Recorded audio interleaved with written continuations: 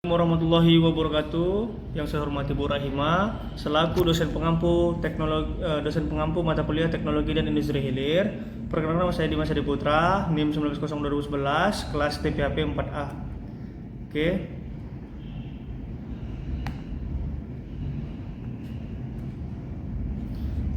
Judul yang saya bawakan adalah pembuatan sabun mandi padat menggunakan campuran minyak kelapa sawit, minyak zaitun, dan minyak kelapa. Alat dan bahan yang digunakan: alat safety gears, 2 kompor, 3 stick blender, 4 cetakan, 5 plastik pelapis, 6 spatula, 7 panci, 8 kain penutup. Bahan yang digunakan: minyak kelapa sawit, 2 minyak zaitun, 3 minyak kelapa, 4 NaOH, 5 Na2CO3. Next, komposisi yang digunakan: minyak kelapa sawit merupakan minyak mengandung asam palmitat, yaitu C16H32O2 yang cukup tinggi, yaitu sebesar 44,3%. Fungsi dari asam palmitat ini dalam pembuatan sabun adalah untuk kekerasan sabun dan menghasilkan busa yang stabil. Konsumen beranggapan bahwa sabun dengan busa yang melimpah mempunyai kemampuan membersihkan kotoran yang baik dibuat dengan reaksi kimia antara kalium dan natrium dengan asam lemak dari minyak nabati atau minyak hewani. Sabun yang dibuat dengan alkali atau NaOH dikenal dengan sabun keras, sedangkan sabun yang dibuat dengan alkali atau KOH dikenal dengan sabun lunak atau cair. Sabun asam lemak sangat baik menghilangkan kotoran atau tanah dan sangat baik mensuspensi minyak pada proses pencucian. Metode pembuatan: berdasarkan proses yang terjadi, terdapat 4 metode yang dalam pembuatan sabun, yaitu proses pendidihan penuh.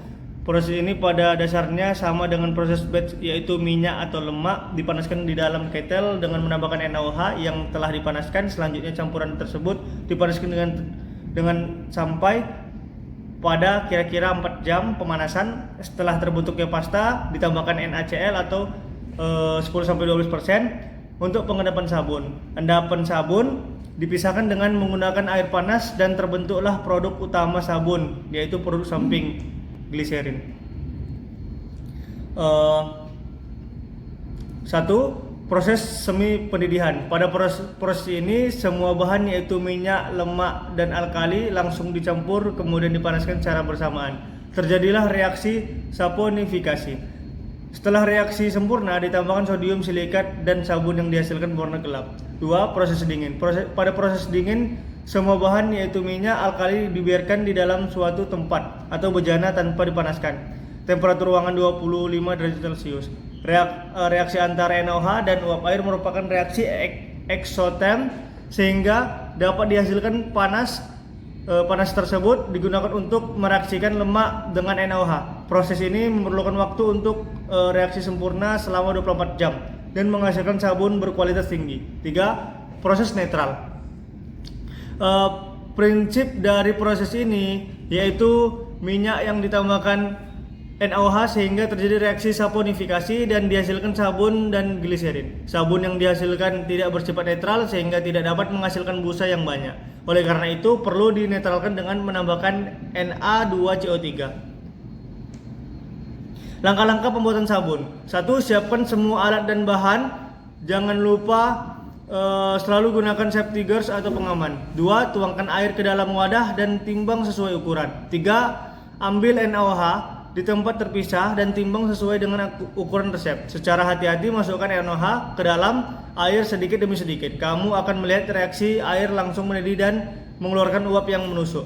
Merupakan reaksi yang normal. 4. Aduk sampai semua NaOH larut.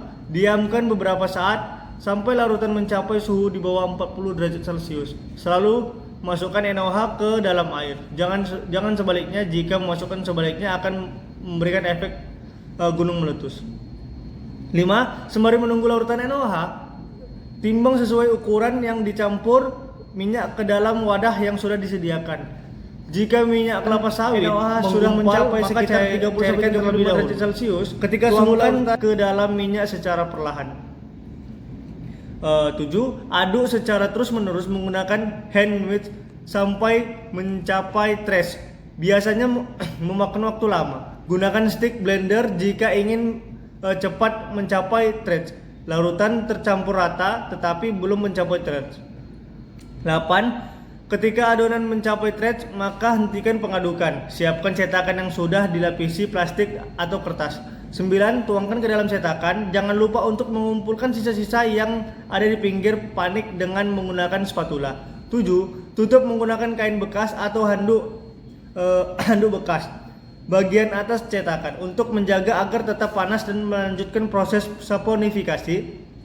Letakkan di tempat yang aman dari jangkauan anak-anak dan biarkan selama 1-2 hari.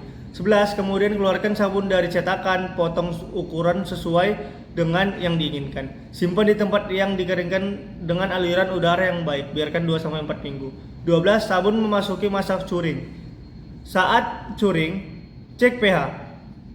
Tiap 1 minggu sekali sabun sudah bisa digunakan jika sudah netral. Netral berarti proses saponifikasi sudah sempurna dan tidak ada lagi alkali bebas yang terkandung. Sabun dibuat dengan 2 cara, yaitu proses saponifikasi dan proses netralisasi minyak. Proses saponifikasi minyak akan memperoleh produk sampingan yaitu gliserol, sedangkan proses netralisasi tidak memperoleh gliserol.